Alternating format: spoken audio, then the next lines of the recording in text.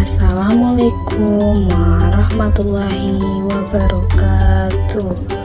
Halo adik-adik, gimana nih kabarnya hari ini?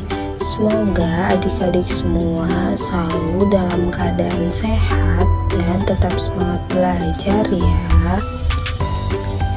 Nah, hari ini kita akan belajar materi tentang iman kepada qadar dan qadar.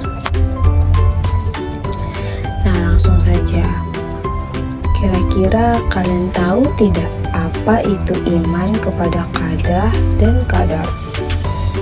Nah, untuk kita mengetahui apa itu iman kepada qadar dan qadar, yuk kita perhatikan penjelasan berikut ini. Yang pertama yaitu memahami makna iman kepada qadar dan qadar. Qadar dan qadar dalam ajaran Islam termasuk dalam hukum iman yang keenam. Qadar dan qadar sering disebut juga dengan istilah takdir, yaitu meyakini dan mempercayai dengan sepenuh hati adanya ketentuan dan ketetapan Allah Subhanahu wa Ta'ala. Adapun pengertian iman kepada qadar dan qadar. Qadar dan qadar adalah sama-sama merupakan ketetapan, keputusan, kehendak Allah Subhanahu wa Ta'ala atas seluruh makhluknya. Sebagian pendapat mengatakan qadar adalah ketetapan Allah yang akan terjadi, sedangkan qadar adalah ketetapan Allah yang telah terjadi.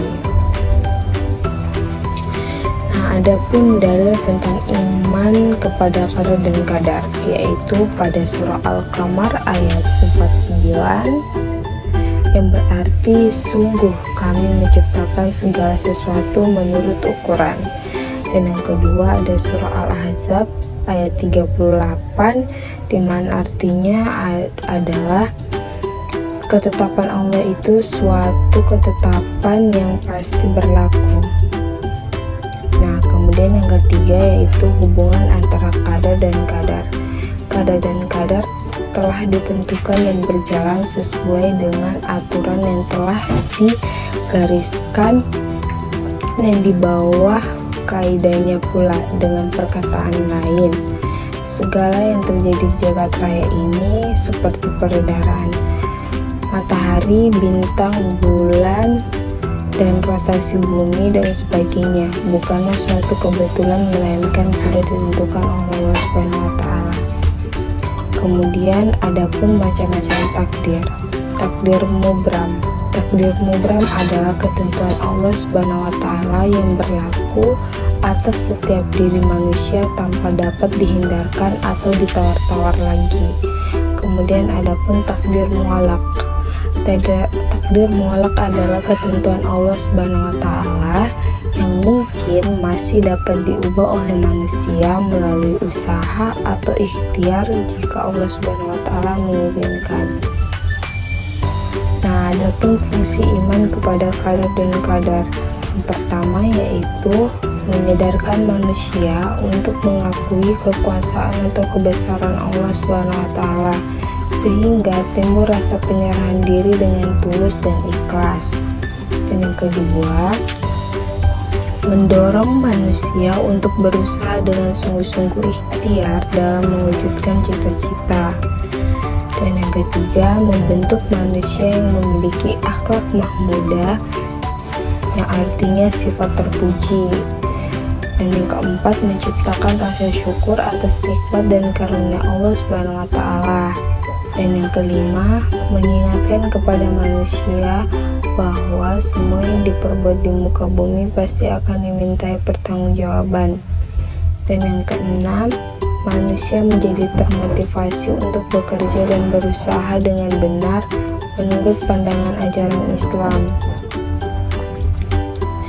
Dan yang kemudian, adapun perilaku beriman kepada qadar dan qadar. Yang pertama yaitu melatih diri untuk pandai mensyukuri nikmat Allah Subhanahu wa Ta'ala. Dan yang kedua, mendidik diri untuk ikhlas menerima kenyataan hidup dengan hati sabar dan tabah. Dan yang ketiga, cukup tenang dalam hidup ini dan tidak mudah terpengaruh oleh lingkungan. Dan yang keempat, berusaha untuk dapat mengendalikan diri dan tidak bersikap sombong. Dan yang kelima, melatih diri untuk sabar dan tabah. Dan yang keenam, senantiasa berprasangka baik kepada Allah ketika mengalami kesulitan hidup. Dan yang ketujuh, selalu meyakini bahwa semua yang dialami manusia adalah ujian dari Allah Subhanahu wa Ta'ala.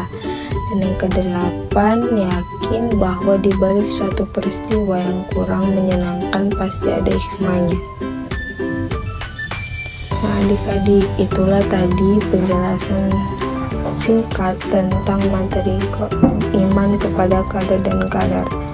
Terima kasih sudah mengikuti pembelajaran pada hari ini. Sampai jumpa di pembelajaran selanjutnya.